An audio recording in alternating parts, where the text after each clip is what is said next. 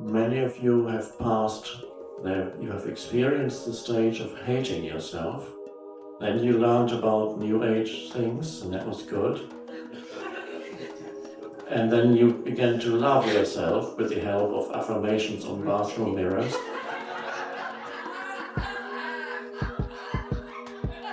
And then you found that even that wasn't quite enough. Because even that was subject to ups and downs and couldn't be sustained.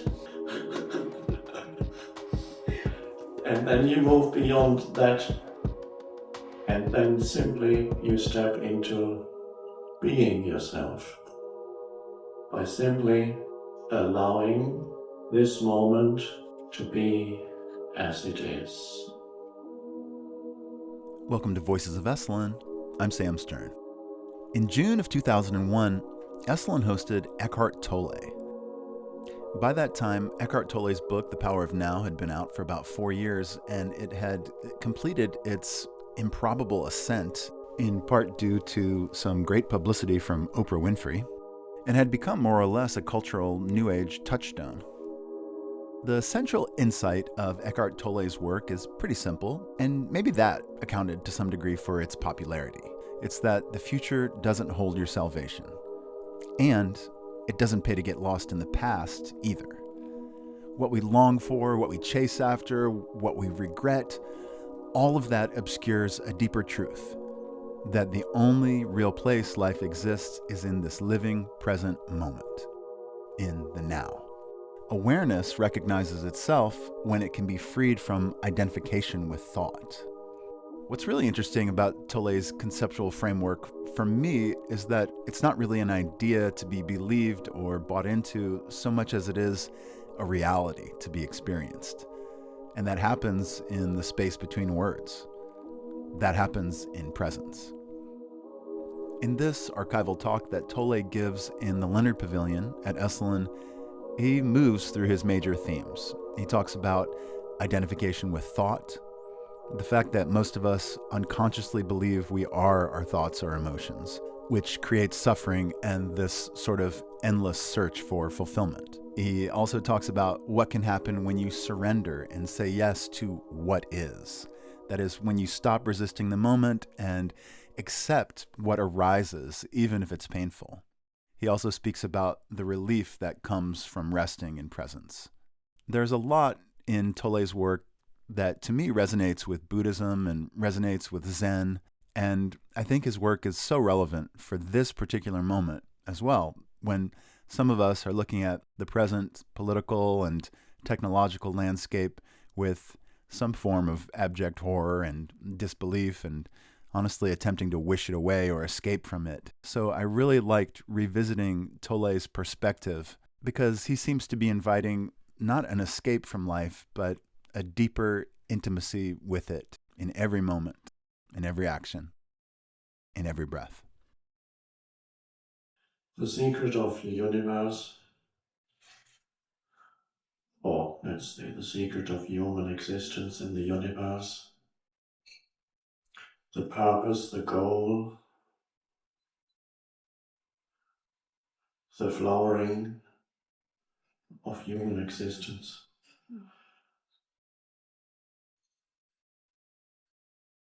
is simply to become aware of awareness.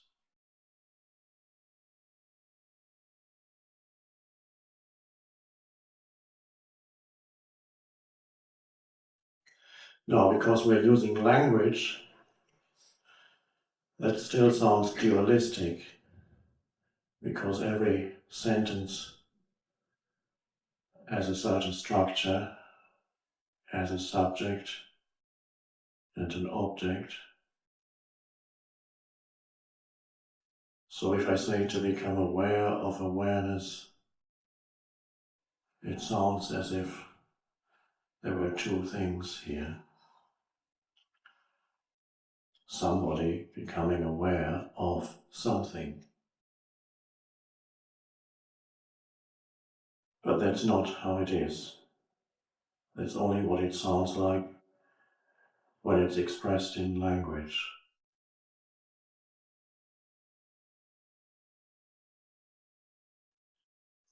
to avoid the subject-object duality a little bit. One could say awareness becomes aware of itself.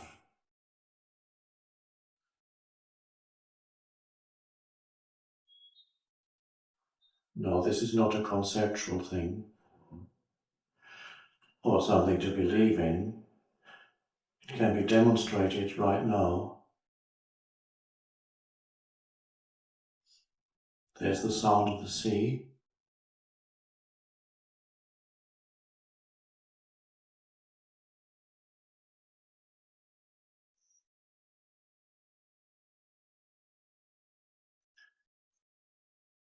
And there's the field in which that sound is being perceived. There's a still field of consciousness in which that sound is being perceived, arises and subsides. Now, usually human existence means you go through your whole life only conscious of what arises in your awareness, both external things and internal things, which are thoughts and emotions. And it's normal to be identified with what arises in awareness. The objects of consciousness, whether they be sense perceptions, whether they be thoughts or emotions. So it's quite normal to be identified with the objects of consciousness, which means identify means deriving your sense of self, of who you are, from objects of awareness. On a very basic level, as far as human existence is concerned, that means being identified primarily with thought movement, stream of thought. Every thought is an object that arises in the sea of awareness. And most humans go through life being completely identified with those continuously arising objects. So they have their sense of self in thought. They are thought, or they think they are. They think so much that they come to think that they are thought. They don't even think I am thought. It is unconscious identification with thinking and the emotions that accompany thought.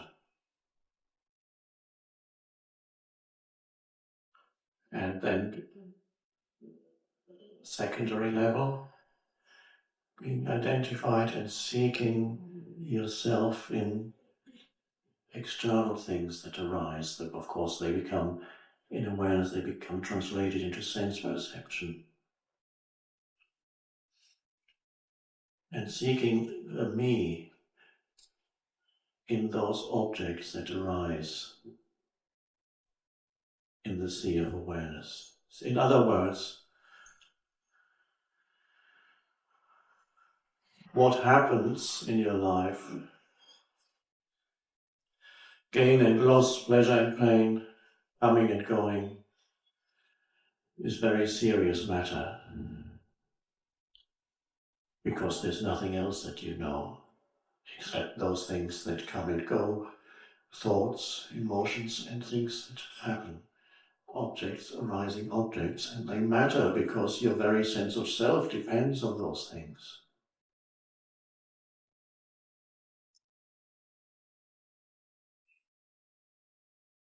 And there's a continuous search for completion, fulfillment on that level. Because when you don't know yourself beyond the object of awareness, you live in an unsatisfying state. Your existence, your identity, is based on a story in the head. A sense of self arises, a me, that depends on mental images, thought structures, conditioned mind, all objects that have arisen. And that's me, my story. Let me tell you about my story. And then you can confirm to me that it's real. If you listen and take it seriously, or react to it, then confirm to me that my story is very real. And my sense of self derived from a story is real. So there's that continuous seeking through added objects in awareness, adding objects of consciousness. What it is, it doesn't matter. It could be a new belief, it could be a new car, some new sense of self.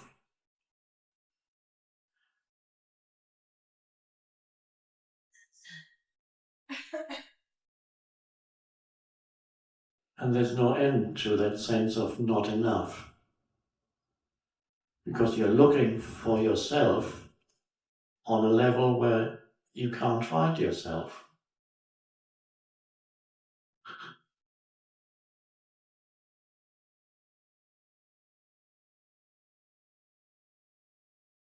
That is also the level of time, future, past.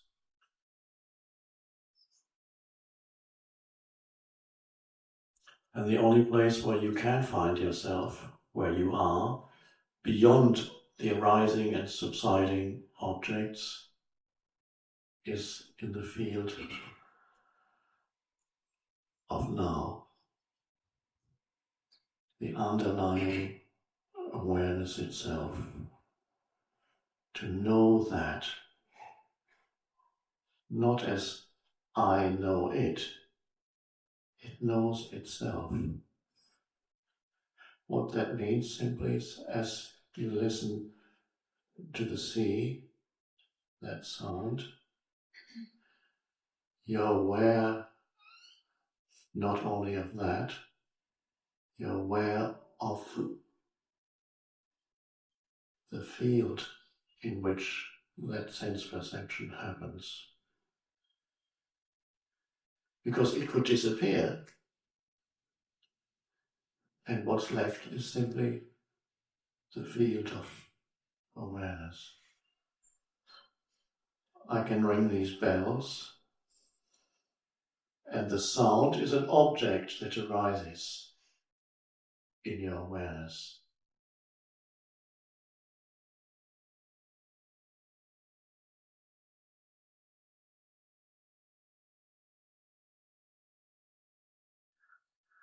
And then, like all the other objects that arise in your awareness, whether they be people or events, or things, or thoughts, or emotions, it dies. It's the destiny of every object to die. It's born and dies. Nothing hangs around for that long.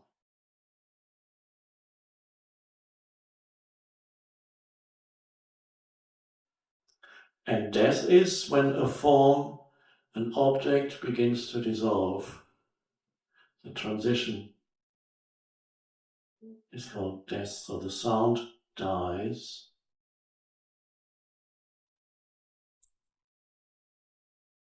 And death is sacred. Because if you ride on that wave of death, you can ride on that wave into what is left when the object dissolves.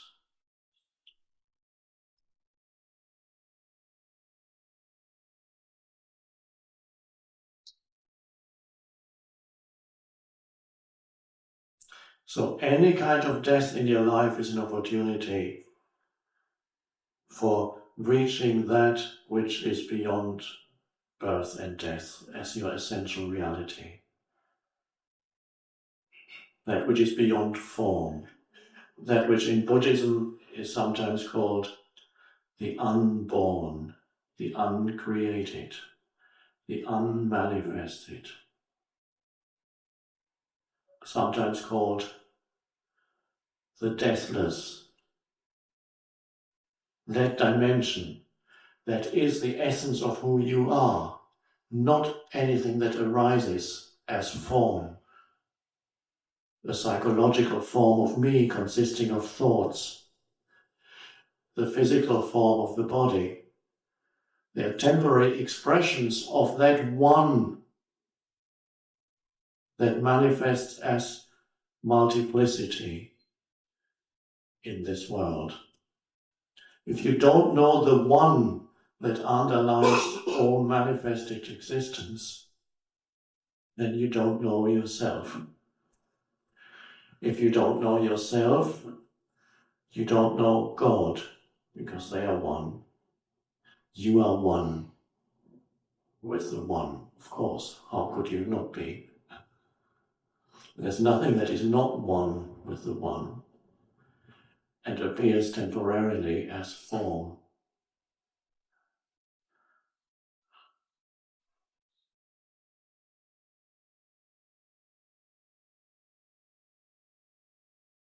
Now, most of you know already that there are two dimensions to our gatherings. The word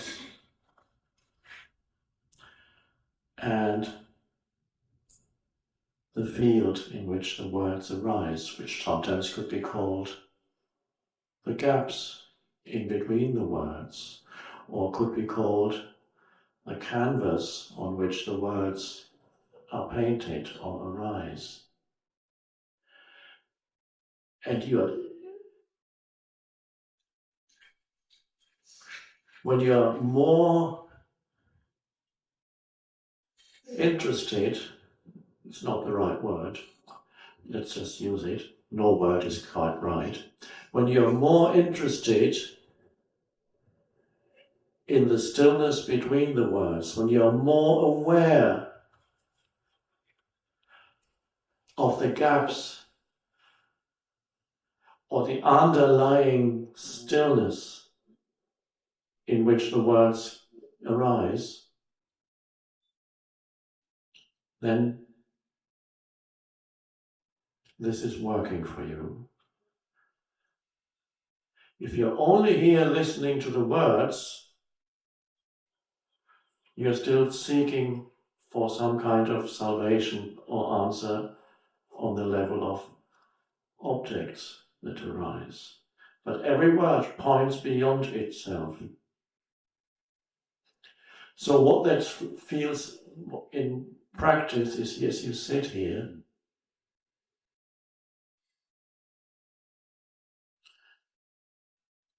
there's a stillness that is there, and you are aware of that stillness.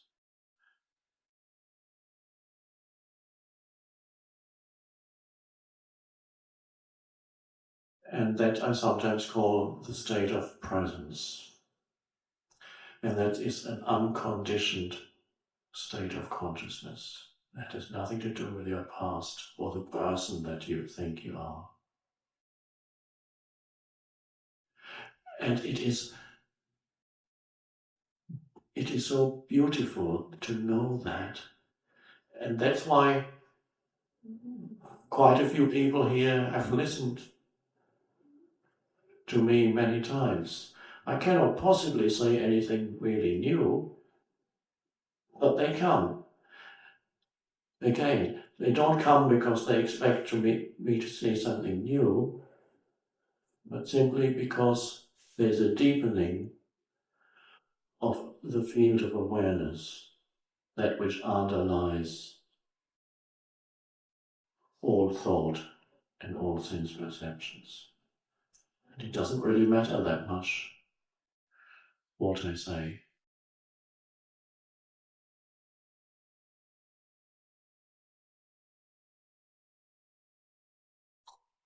And this is strange for people who come for the first time,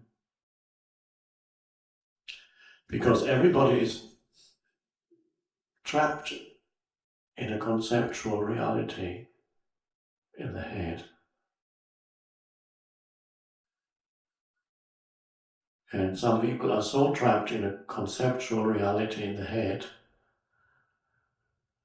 that these words would be meaningless, because they would only be words. And after a while, there isn't enough there to feed the conceptual reality in the head. There are no real explanations here to feed that, and no beliefs.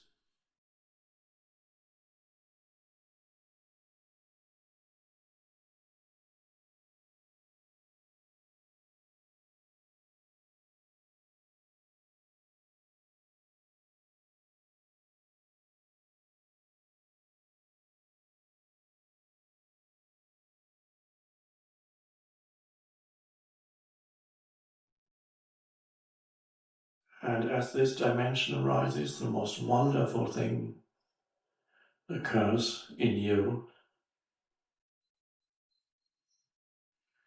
You are no longer trapped in thought. There's a dimension in yourself that arises that is deeper than thought, awareness itself, consciousness itself, pure consciousness, before it becomes thought, before it becomes a sense perception, before it becomes the world.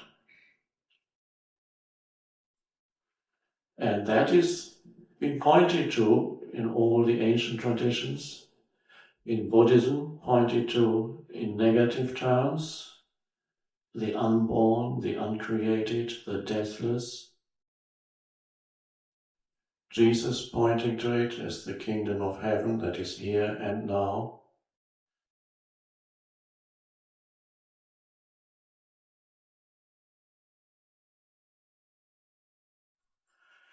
And another pointer, I'm giving you different pointers because some work better for certain people and other pointers work better for others. They're like signposts.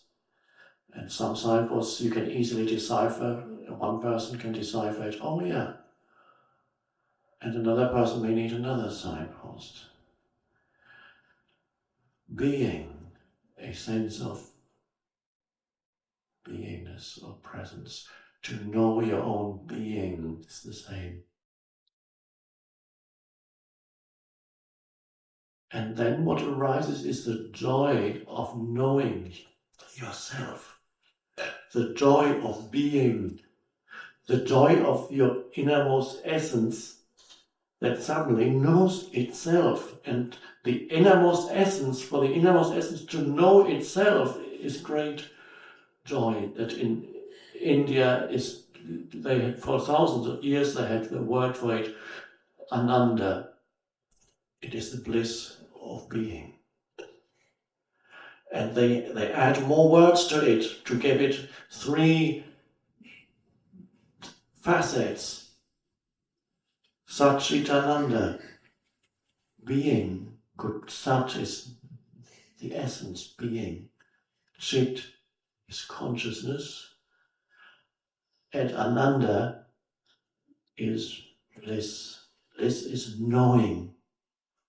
It knows itself. You know it as yourself, not as something foreign to you, Satchitananda, being, consciousness, bliss, one. And that is what in Jesus calls salvation, knowing your reality, knowing God. Not God as an object that arises in your awareness. That's an idol. Making the one into something.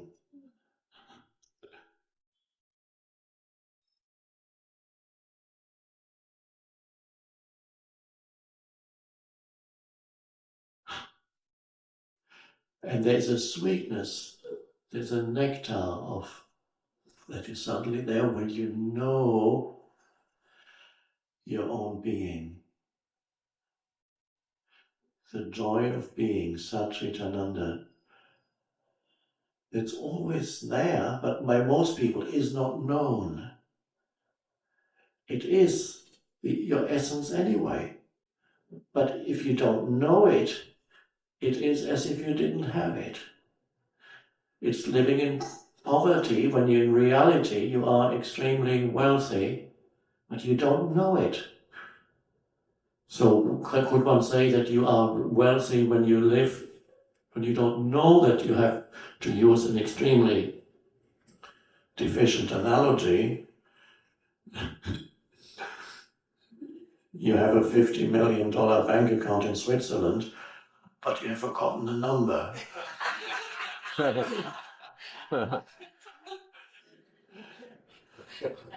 Or even worse, you've forgotten that you have it. And then you're there begging. And that's everybody's existence. They're looking for scraps and looking for themselves in those scraps. And it's never enough, because no scrap is ever enough.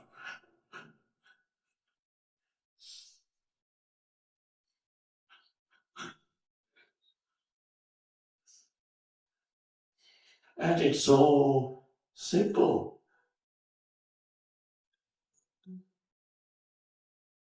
The portal into that state of consciousness is the isness of now. Because to become aware of awareness, another way of putting it is to become aware of now, because that is, in its deepest meaning, now, which in ordinary existence has virtually no meaning, because nobody is interested in now, because everybody is interested in the next moment, but not this one. They're all running to the next one. That's the normal state of consciousness. To know, to sense what the now is as the one thing that never leaves you, because no matter where you go and what you do, it's always now. It's never not been now, your life. It never will not be now, even if you live another 50 years. When you reach there, it'll be now. Your life cannot not be now. It's inseparable. Life itself is inseparable from now. Not to know that now means you're lost in time, in past and future, and then you're lost in the mind. It's the same thing. I need to get somewhere.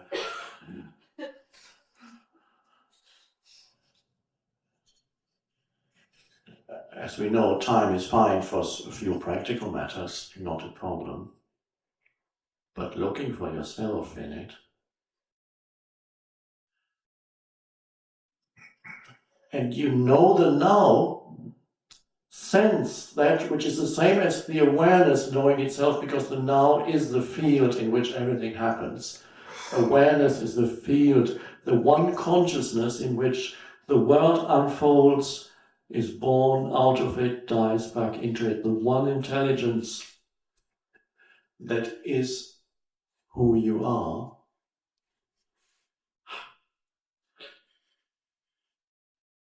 How do I know the now? The mind says, what do you mean?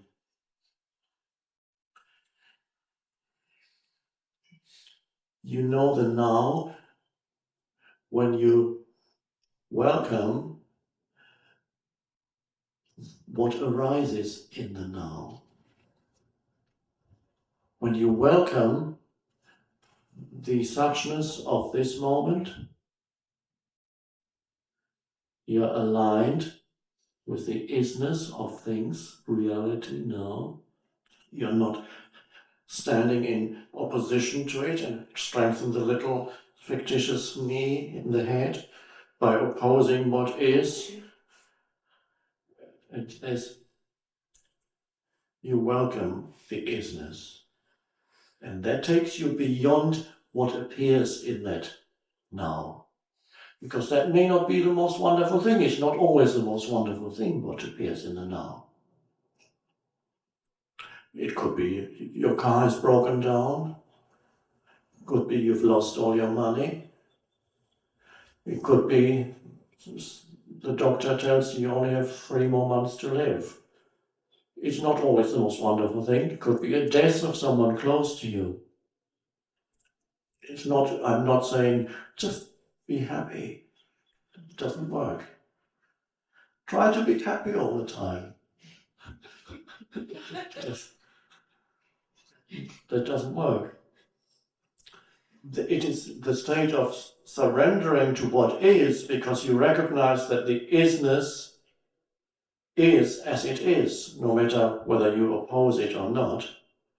And opposing what is, resisting it internally through continuous mental noise that is complaining, that is running away from it, as an inner emotional contraction, is ultimately a state of madness. And that madness is reflected in human history as the madness of human history.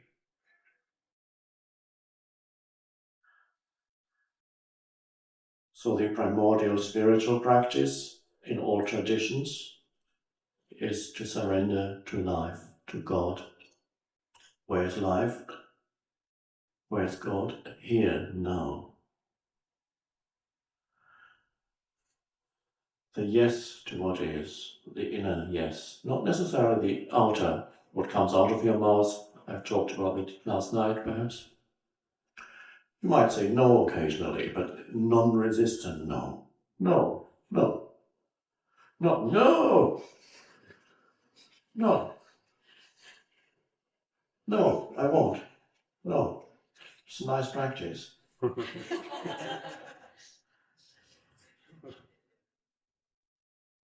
And there's still an underlying yes, that's how it is, and I'm saying no. The no doesn't come from that thing. This is not how it should, you should, they should, why don't they?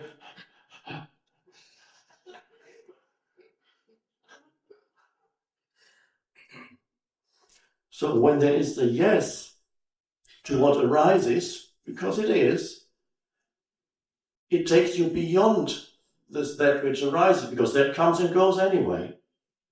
Through the yes, you go deeper beyond the arising form. Through the yes, and that's another little pointer, the yes is, if there's a true yes to what is, from within there's suddenly an influx of peace, inner peace and stillness, no matter what happened just now. And you could be in the worst possible condition or situation, which would require a deep yes. And suddenly, what is that? There's suddenly a peace and a stillness. And there's the nectar of being. The sweetness, and that's just a word, of being, of knowing yourself, the joy of being. And you may be surrounded by prison walls externally, But you said it required a deep yes, of course. You said yes to it, totally, because there was nothing you could do. And suddenly, it's there. You know the now beyond what appears in the now, but before you can know the now beyond what appears in the now, you have to welcome what appears in the now. If you resist what appears in the now, you get stuck with what appears in the now.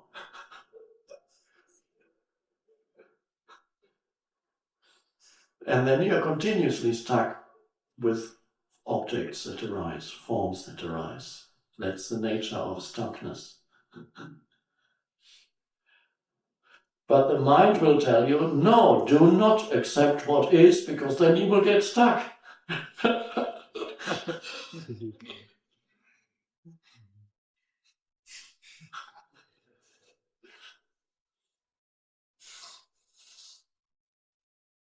And the amazing thing is, when you live in connectedness with being, with the awareness, and again, we're using language. There's no dualistic relationship here. You are the being, you are the awareness. But just as you're using language, when you live in connectedness with that, you are not dependent anymore on what happens or doesn't happen. You're not dependent anymore on pleasure and pain or gain and loss, because that fluctuates anyway in this existence. You're not dependent on that anymore for your sense of self. That's freedom. And then a little miracle happens. That connectedness affects even the way of form of objects that arise in awareness. So through living in that state of connectedness and no longer being dependent on the world of arising and subsiding forms, the little miracle happens, and that is, it affects even your life on the level of arising forms and transforms that into something much more benign, benevolent, and pleasant. No form is ultimately satisfying and permanent and stays around forever, and yet, when you live in the state of connectedness, even your life situation, which is the world of form, what happens, becomes transformed and reflects that peace that passes all understanding. In other words, your life is no longer a dramatic performance that you're playing with yourself and others around you.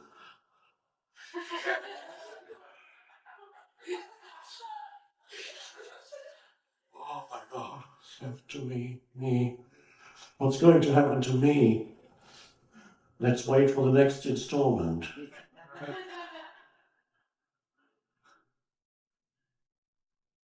And suddenly, so the way in which you live, experience reality, and here we're talking about not ultimate reality, but let's even experience the reality of the world of form, which is a temporary reality.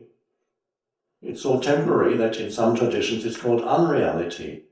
But let's not go that far. Let's call it a temporary reality. Your life, that is in the forms in your life. Relationships, events, situations, conditions, people that come and go. Now, for most people, those forms are very problematic because they have not found who they are. So that's all they have, and it becomes a struggle. It's a human existence is a struggle trying to get there, and then you get there, and that wasn't enough either, or didn't turn out to be that fulfilling, and you need to get there, and other things and people happen that are trying to prevent you from getting there. Oh.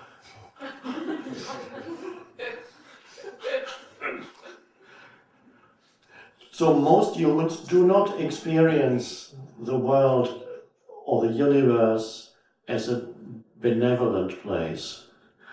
They experience as quite a fairly, occasionally they get moments that are fine, but on the whole they feel threatened by it, threatened by the universe. What is it going to do to me? What's the world going to do to me? It's a justified question, and of course we know the answer. In the end, it'll kill you.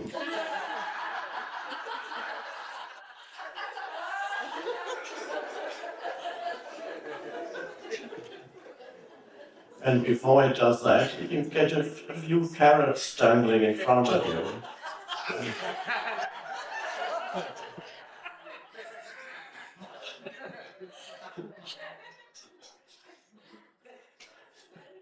And then it takes away the last carrot.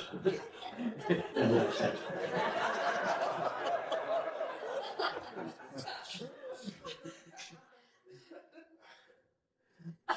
Now, the sooner it takes away the last carrot, the better. And for quite a few of you, the last carrot has already been taken away. You no longer believe that on that level you could make it. And of course it's true. But then there comes the very last carrot, and that is called enlightenment, or spiritual attainment, or liberation. I need to get there, that's the answer. And you miss the awareness that you already are, now. And you still miss the now that already is in its fullness now. So a few of you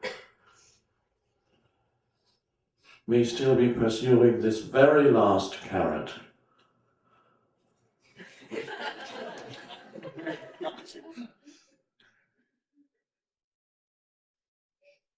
And you may even ask me, am I going to make it? You're no longer asking me whether you are going to make it in the world, but you're asking whether you're going to make it to the enlightened state. And you can't make it. How could you make it to the essence of who you are? I'm trying to get there.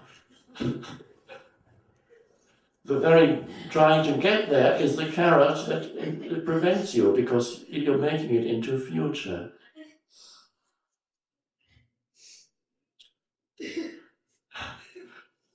So this is the very, this weekend, perhaps for some of you, and those who are still pursuing the very last carrot, even that is being removed.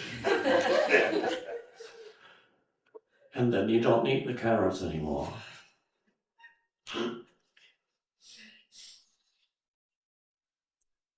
And what's left is simply yourself.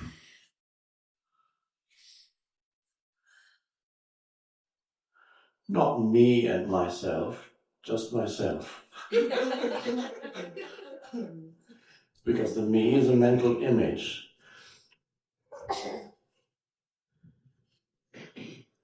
And then in the head you have a relationship with yourself. In other words, you've made yourself a fiction into an object of consciousness, me. And you have a relationship with that.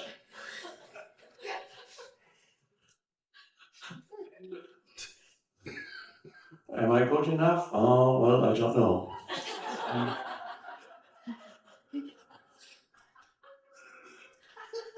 Could do better.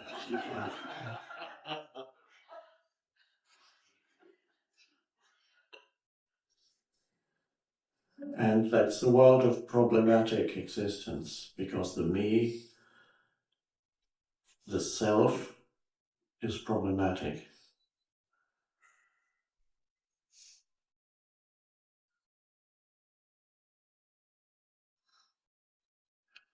And many of you have passed there, you have experienced the stage of hating yourself. Then you learned about New Age things, and that was good. And then you began to love yourself with the help of affirmations on bathroom mirrors.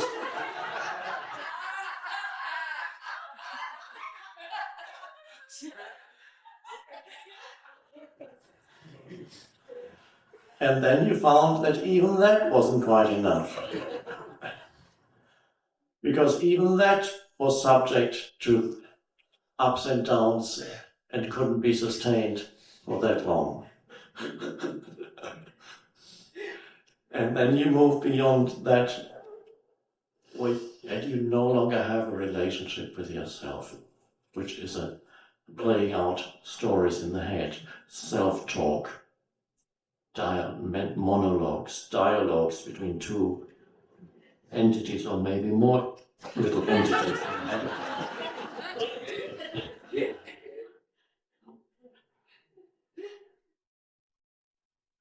And then simply you step into being yourself, which is being, which is a great simplicity, by simply allowing this moment to be as it is. Suddenly, the complexity that the egoic little self needs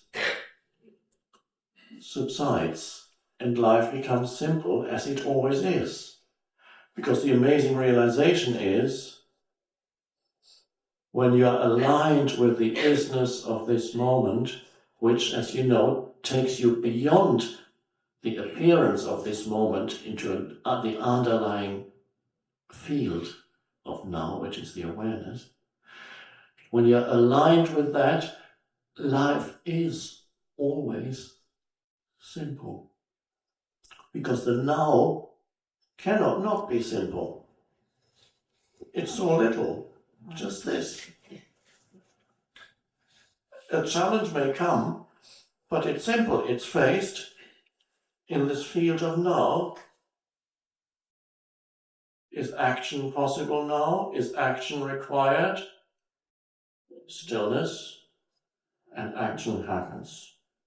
If action is not possible in the now, surrender to what is. But even the action comes out of the surrendered state.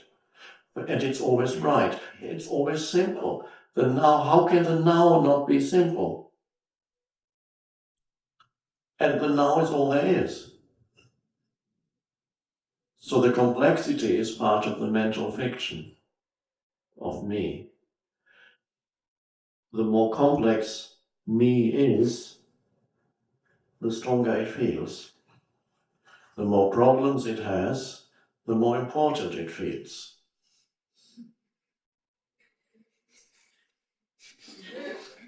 And the contraction is stronger, and that loves that also, that contraction, because it strengthens the me.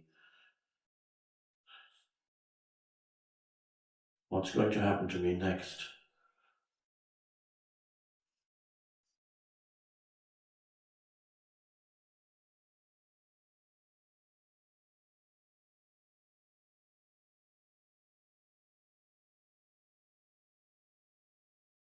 You may have heard, I may have mentioned it before, when Krishnamurti was asked, he was already quite old, He had been speaking for 50 years continuously to people, groups. And one day, after 50 years of speaking, he said, do you want to know what my secret is? And suddenly everybody became alert. They'd already gone to sleep because they'd listened to him so many times. And of course, that's what people have been waiting for 50 years. What's his secret? Because if he tells us his secret, then we'll know. So my secret is, he said, I don't mind what happens.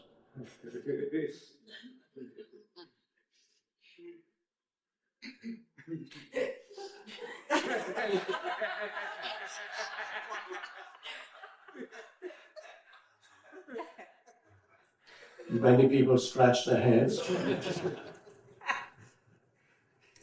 But you don't need to scratch your head, because you know what that means now. I don't mind what happens, not dependent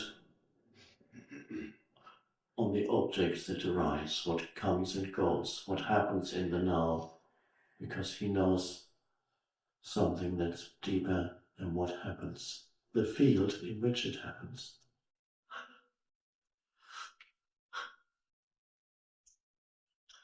I don't mind. How wonderful to go through life and say, I don't mind what happens. He didn't say, I don't care what happens. There's a difference in the English language. I don't care has hidden resentment and hidden resistance to it. And some people mistake that for the state of surrender. And they say, oh, I just don't care anymore. They do care. There's resistance hidden, and you can sense it when they say it. I don't care anymore. I've had enough, I just don't care anymore. And there's still a contraction in that. I don't mind is an openness. It's fine. And there's still a great care. Whatever happens is acknowledged, and that care flows into what you do, action that arises. But I don't mind. It's fine.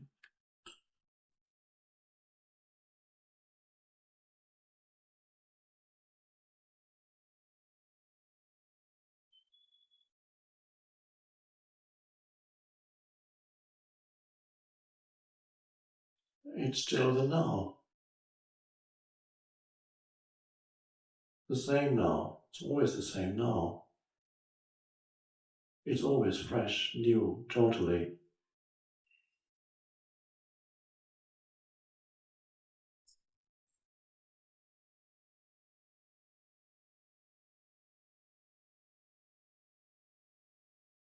So that is self-realization.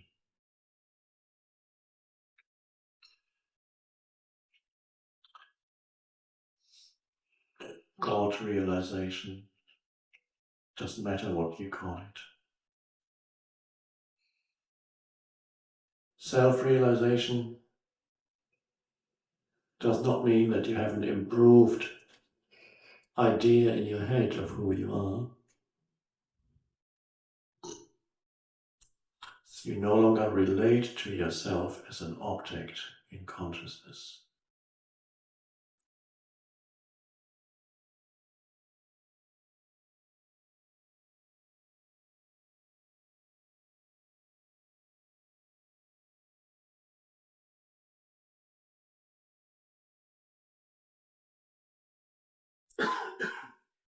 So this is the state of presence. As the unconditioned awareness is there, you are present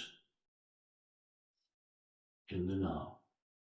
Your attention is here. Alert attention.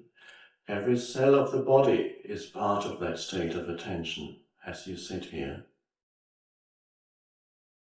The awareness is a whole body phenomenon. It happens, affects your entire energy field. Every cell is present. Or you could say, you are present with every cell of the body, alive, alert, awareness. The essence of the body is also awareness or consciousness. Temporarily it appears as a physical form, but the essence of all forms is consciousness. So it's good to feel your body, to feel the aliveness that is within the body. Because then you go beyond the physical form without denying the physical form. Traditionally, in spirituality, people have attempted to go, they've somehow known that I am more than this physical vehicle, and then they denied it. I must get away from this. But it didn't work. So without needing to deny that, you can honor also the physical form, but take your attention deeper into the form, not away from the form. Take your attention into the form and sense that which animates the form. And you sense it first as an aliveness. And then at first it's still, you feel it as if you were conscious of that aliveness, and then you merge with it. You are that aliveness, that alive presence.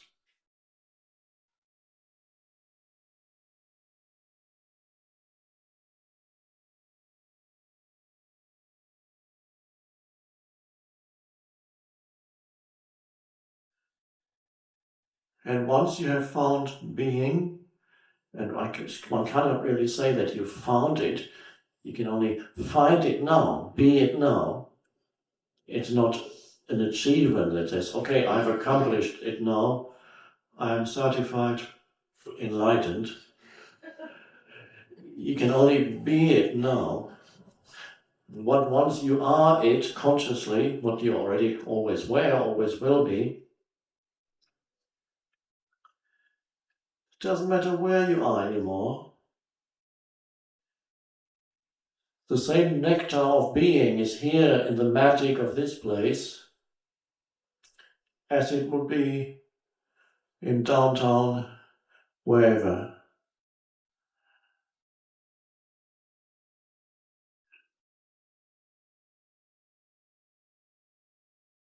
But here too, as I mentioned before, if you live in connectedness with that, it will be reflected even in the external forms of your life. They are more harmonious. After a while, you notice they're becoming more harmonious. So it's not a turning away from this world. Say, I'm no longer interested in any objects that arise. This also has been done in spirituality, in some traditions. You're not even allowed to look at beauty anymore, because it's unreal, they say. Don't get into anything. Some Buddhist traditions do that. So all it looks, okay, not interested in anything in the world of form. I can see what's behind it. It's a good, they've seen something, but it may not be quite the right way. At least it's not what I would like, to deny the forms.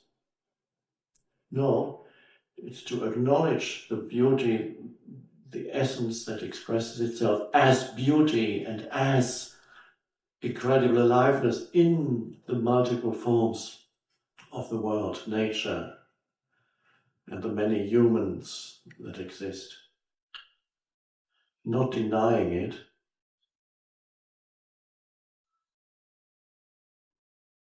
And so those forms around you also then become more harmonious, because your inner state, when you live in connectedness with being, is a state of incredible, vitally alive peace. And then after a while, the external structures of your life reflect also that peace. Never totally, because everything in the external world lives within polarities. The whole external universe is there, can only exist with as tension between the two polarities. Good, bad, high, low, black, white. This is the tension between polarities that upholds the entire universe. So that will be there. So to some extent, you cannot remove the tension between polarities totally, because the whole universe would collapse. But the tension between polarities becomes a much more benevolent and benign spectacle for you when you live in the state of connectedness with being. And if that happens to enough humans, that's the transformation of the world. Because the world that humans create is a reflection of their inner state of consciousness or unconsciousness. That's the world humans create. And so the transformation of the world is very much a secondary thing. Can only be a reflection of the inner transformation of consciousness. And it will be. That's how the world changes. But don't put the cart before the horse and say, I need to change the world. Then, because the next question I will then ask is, do you know who you are? No, I need to change the world first.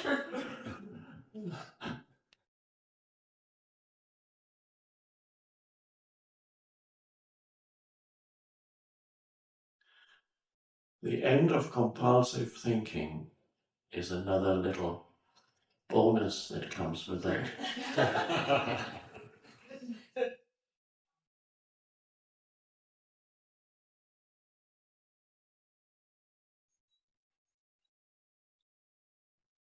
And you don't disappear when your mind stops.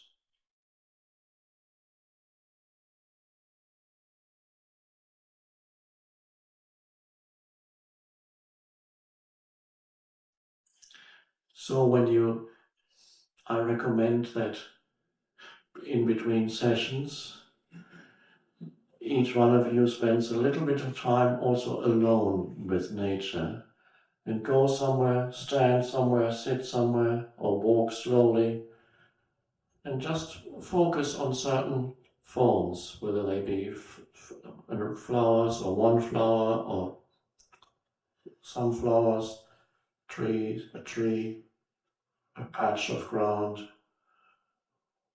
or a grove of trees, and watch their movement. Sense the stillness around each form, the stillness within each form. See how unproblematic its existence is.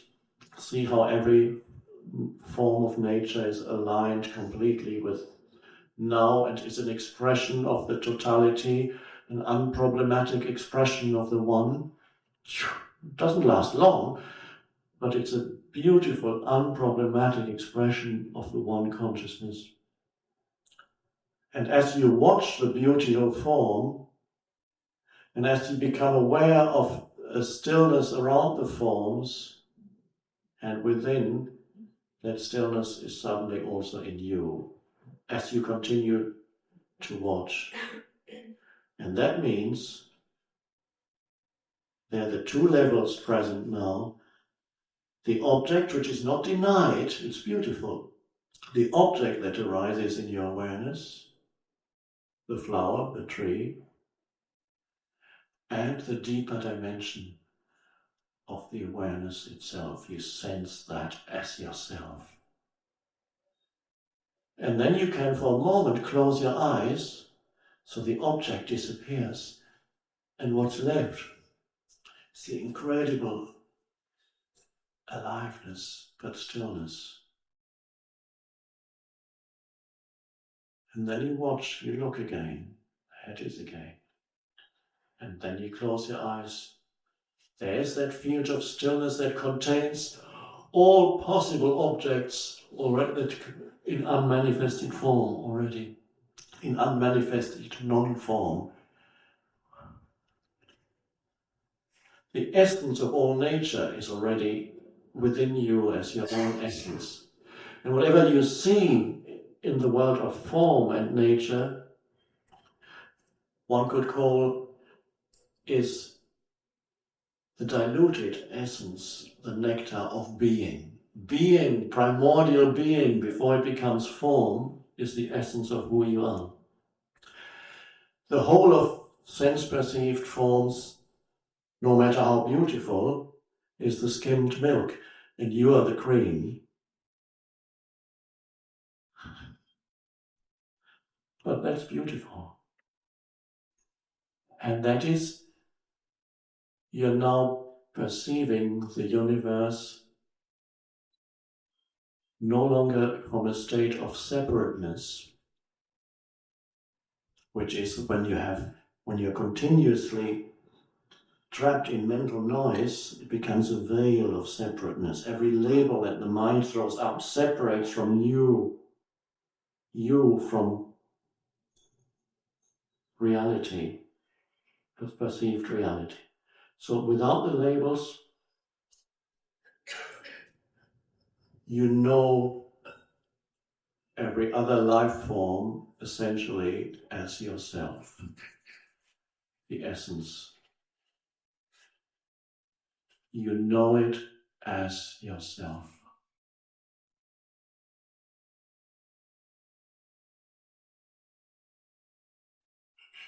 That's love. So you are in love. Love becomes not the sticky love of pop songs or whatever. Don't you ever leave me. Love becomes the essence.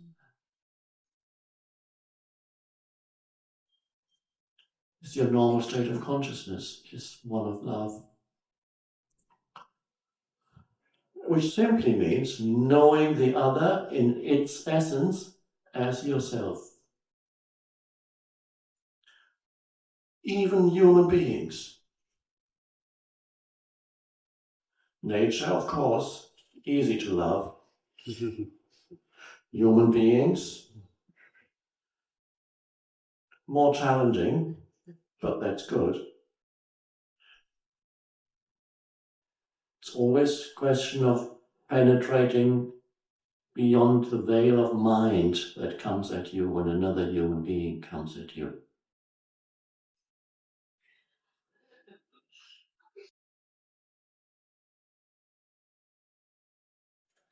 And that means simply allowing the veil of mind to be there. It's there. It's a human condition up till now. Nothing personal in it.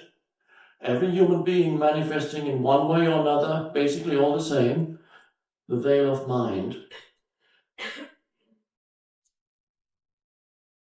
Nothing personal in it.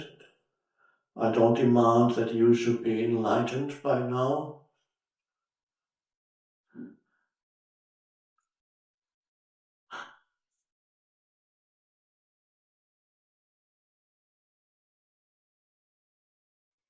So as you perceive nature, be aware of the awareness also. Don't deny the form, you don't need to. Honor the form, but it won't last long anyway, no form does. Be aware of that which is deeper. One could say that is the I am presence, the I am, the one.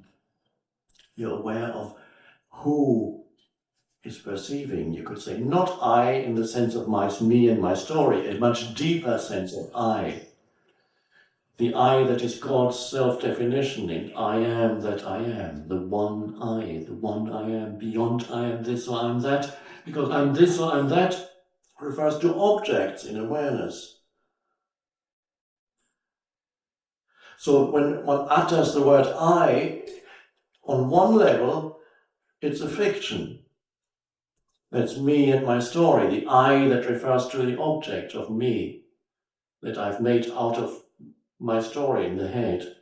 And then on a deeper level, when the word I is the most profound word in the whole language, because it points to your one essential reality, the one.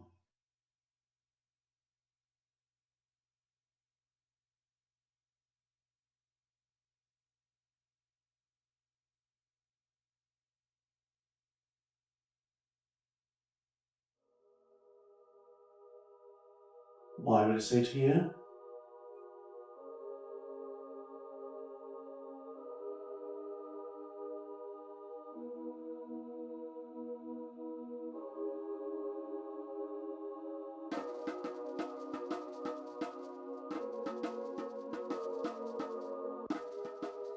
Does it get any better than this?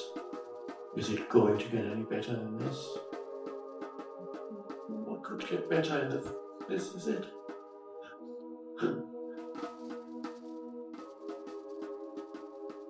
How can the nectar of being be improved on?